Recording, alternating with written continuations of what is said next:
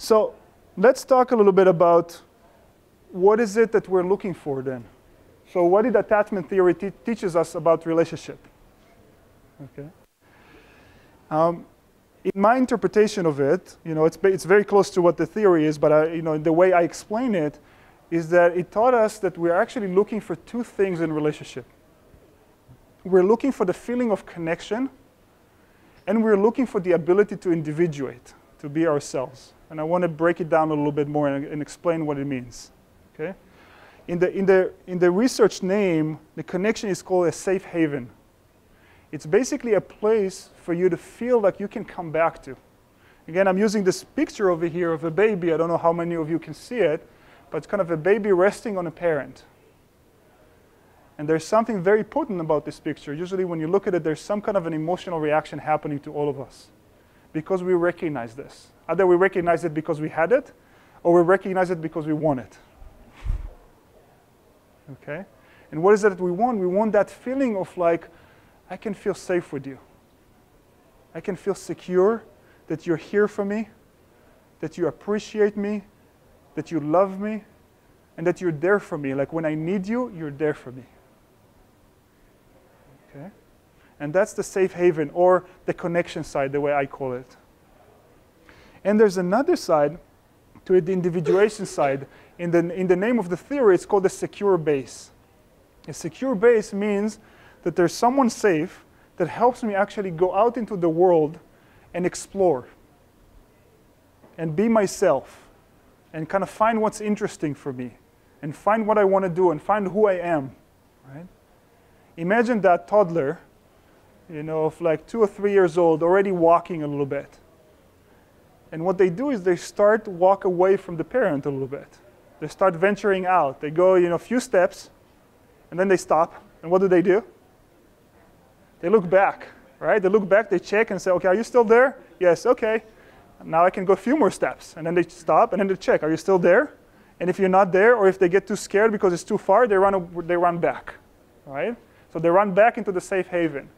But in this case, the parent becomes the secure base for the child. So the parent is there and say, yeah, I'm here, no problem. You can go play with your friends, that's fine, or go climb on that tree, or go ride your bike. That's okay, no problem. If you need me, I'm here. But if you don't, that's okay. Just go ahead, right? And that allows the child this place of like, I can go and explore. I can feel the confidence of being myself, and also can be, hopefully also has the experience of like, I can find what's interesting for me, and have you support that. Like, I can do, I can go my own way. That doesn't have to be just your way. It could be my way. But I still feel secure, and I still feel that you're there for me, and that you care about me, that you love me. Okay? Does that make sense?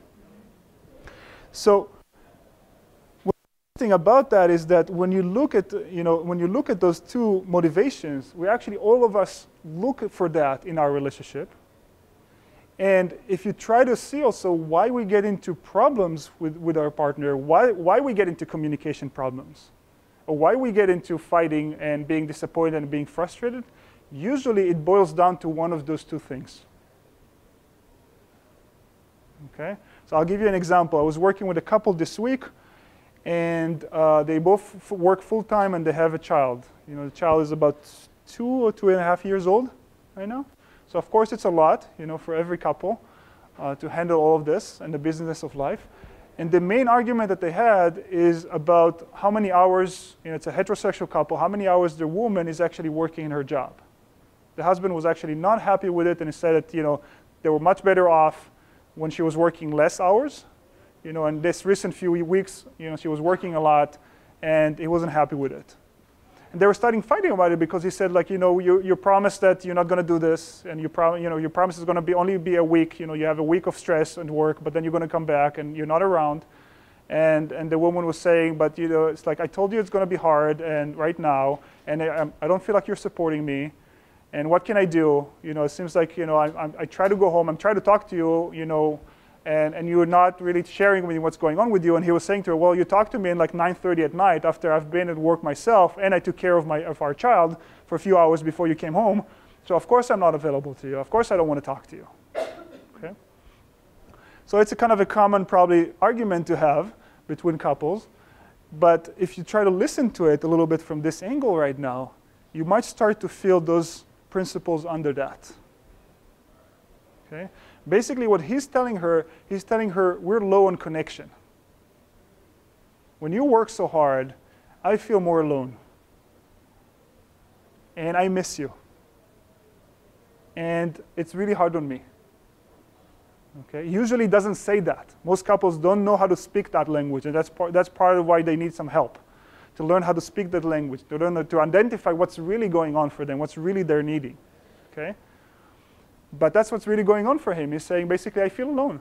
You know, I miss you, and I feel neglected in some way, and I feel that something else is your priority rather than me. Right? Coming back to this, I don't feel a priority, I don't feel special, I don't feel we're connected. And what she's saying to him, well, listen, I really need to do this. And I know this is it's temporary, I know this is not for long term, I don't want to do it for the long term. Right now I need this, and I really need you to support me.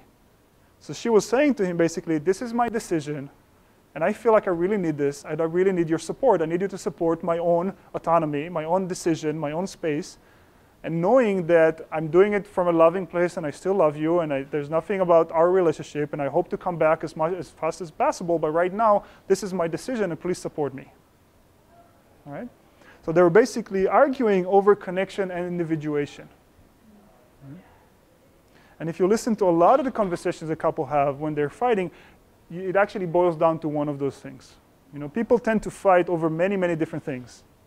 But really, when you look underneath the surface, they're only fighting over a few things. You know, I like to say to couples, if you're arguing about something and you're not done with like 3 minutes, then the thing that you're arguing is actually not the real thing. Okay? You know, you can argue about the dishes or about who takes the kid from school or who does this chore or like where to go for dinner or anything like that. But if you don't resolve it really quickly, it means that there's something else going on. And that something else a lot of the time boils down when you peel off the layers to like, do I feel connected to you? Do I feel special to you? Do you feel like we're on the same team? Or do I feel valued by you? Do you feel that it's okay to be myself? Do you feel that you support me to be my best? Okay, and those are really the reason why they're fighting. Okay?